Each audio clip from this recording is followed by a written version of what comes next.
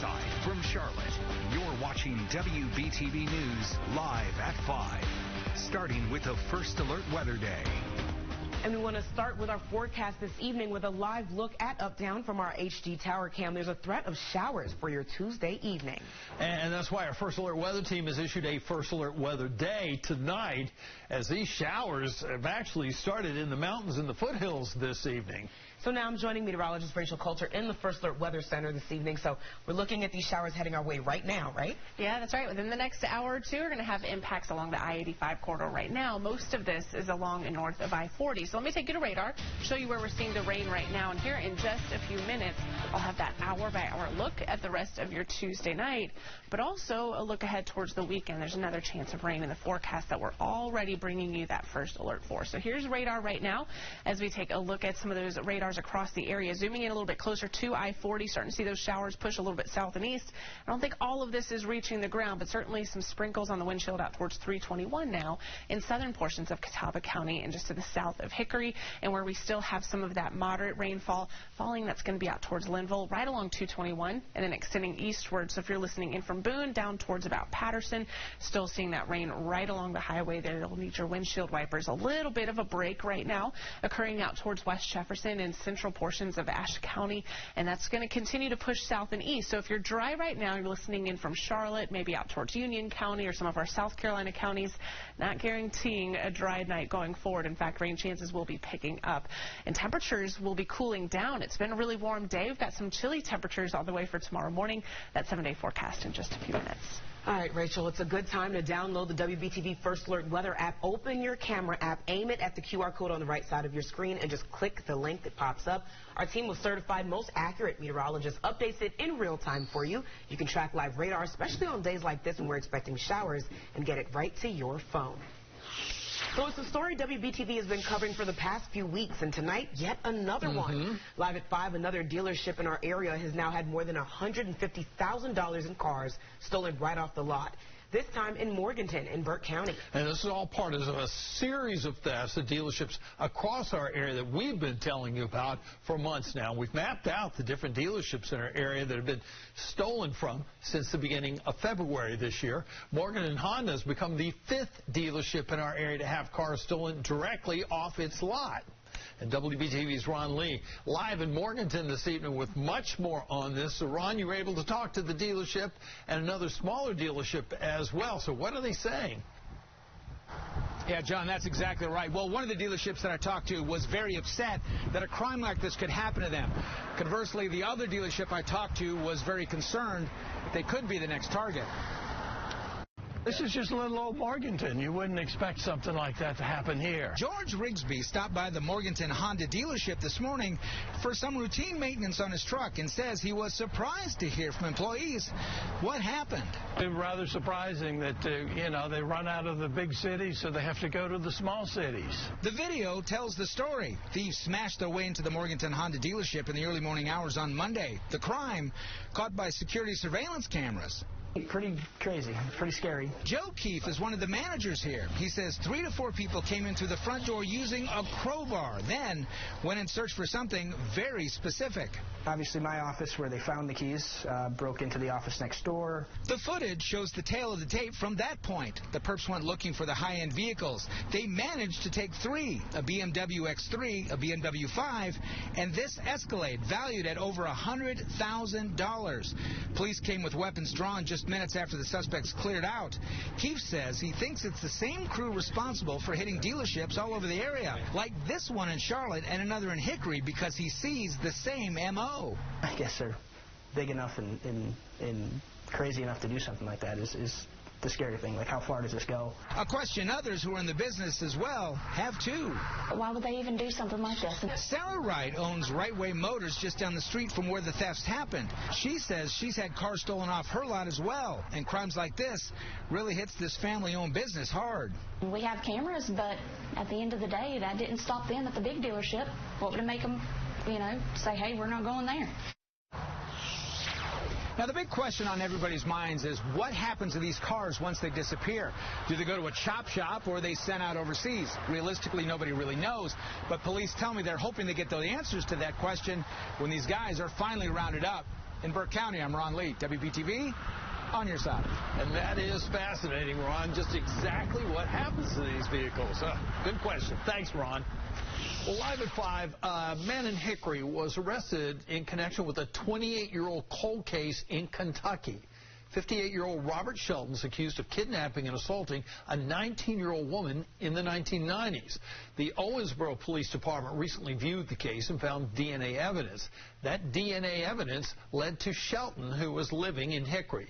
Shelton's been charged with kidnapping and sexual abuse. New now live at 5, we're learning a subcontractor died while working at Belmont Abbey College. Officials with the school say the worker died Friday. Construction work was suspended at the site through Monday. The Occupational Safety and Health Administration, otherwise known as OSHA, is investigating. We're working to learn the details of the accident and the name of the subcontractor killed. And an update and a breaking news update that we've been following since first at 4. Copperfield Boulevard and Concord back open after a crash investigation. Concord police say the crash was on Amalia Street and Copperfield Boulevard. Police say Copperfield Boulevard was closed for more than an hour due to the wreck. We're working to learn what caused this crash. Mask no longer required at Novant Health in Charlotte. Starting today, Novant Health lifted its masking requirements for patients, visitors, and staff. Health leaders say that's due to widespread availability of the vaccine and a steady decline in COVID-19 cases in the area. Leaders say they are still encouraging everyone, though, to wear masks if they're experiencing COVID or flu symptoms or in case you're in high-risk patient areas. And today, for the first time, survivors of the 2015 shooting at Mother Emanuel AME Church in Charleston were in Columbia urging senators to pass a hate crimes bill. As South Carolina reporter Mary Green reports, while some of them have shown public support for the legislation in the past, its lead sponsor says this is the first time they've testified to lawmakers on its behalf. During Tuesday morning's hearing, Mother Emanuel shooting survivor Polly Shepard noted a figure that's become a familiar echo in meetings and discussions like that one. That South Carolina is one of just 2 states without a hate crimes law. I wonder why. I think if you had gone through maybe what we went through. Shepard sat alongside another survivor of the 2015 church shooting, Felicia Sanders. Sanders is also the mother of the youngest of the 9 victims, Tawanza Sanders, whose father, Tyrone, also testified Tuesday in support of the bill. It would provide for penalty enhancements, additional prison time and fines for people convicted of violent crimes that are determined to have been perpetrated as hate crimes. Those would be against someone because of their actual or perceived race, color, religion, sex, gender, national origin, sexual orientation, or physical or mental disability. Those violent crimes include, for example, murder, aggravated assault, and armed robbery, but would not include crimes like vandalism. I'm praying, I'm hoping that this hate crime bill pass so that no other family, it wouldn't stop it, but if they know they have consequences that's going to follow what they do, that'll slow it down tremendously. This bill has already passed the House of Representatives in a strong bipartisan vote, and it now sits with a Senate committee, which will next decide if it'll advance it up to the Senate floor for debate. That's where this bill died last year, on the Senate floor, with Republican leaders saying there was too much opposition to it to warrant a debate. Reporting from the State House, I'm Mary Green. Live at 5, at least 39 people are dead following a fire at Mexico's National Migration Institute near the U.S. border. Officials say the fire broke out after authorities had taken in 71 migrants who were on the city streets. Reports say the fire was amid during a protest that began once the migrants were told they'd be deported. Officials say the migrants put mattresses on the doors of the building and set fire to them. Meanwhile, President Joe Biden's student loan forgiveness program may face a new threat before the Supreme Court rules on whether it can be carried out. Now, 3 Republican senators are planning to introduce a resolution to overturn Biden's debt relief program. Biden would very likely veto the measure if it succeeds in both chambers of Congress. But votes force members of his own party, who have not all supported the program, to take a public stance. The Supreme Court is expected to issue its ruling on the program sometime this summer. Good news for Verizon customers. You're going to find yourself with better cell phone service in Charlotte's South End. That's according to our partners at Axios Charlotte, who say the company installed new equipment to help improve service in the area. Axios Charlotte says one of the biggest problem areas was between East Park Avenue, Camden Road, and East Tremont Avenue. Verizon says it plans to add even more equipment to strengthen service in one of the city's most popular neighborhoods. And a big announcement today from team at the Blumenthal Performing Arts. They've released the lineup for the 2023-2024 Broadway Lights season. So there are some big shows coming to town, including several based on popular movies. The Broadway revival of Funny Girls is going on tour, starting the new season in QC this October. Charlotte will be the only place in the Carolinas and surrounding areas to see Company, Clue, and Message in a Bottle. We're also getting a revival of The Wiz before it hits Broadway. And there's an award-winning musical based on the movie Back to the Future that hasn't opened on Broadway yet, but will be in Charlotte in July of next year. QC Life host Kristen Miranda sat down with Blumenthal President Tom Gabbard to talk about the new season.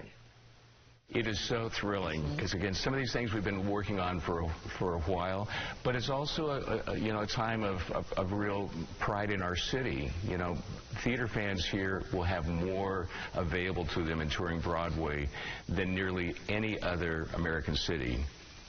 Period. And so if you're a theater fan here in Charlotte, consider yourself lucky.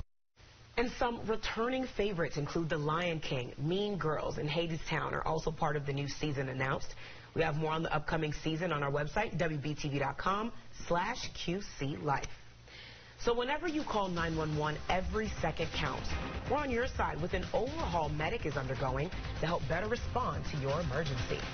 Social districts are all the rage right now, and now the town of Davidson's looking to see if it's a right fit for them. We're on your side with the proposed sites of where they would be.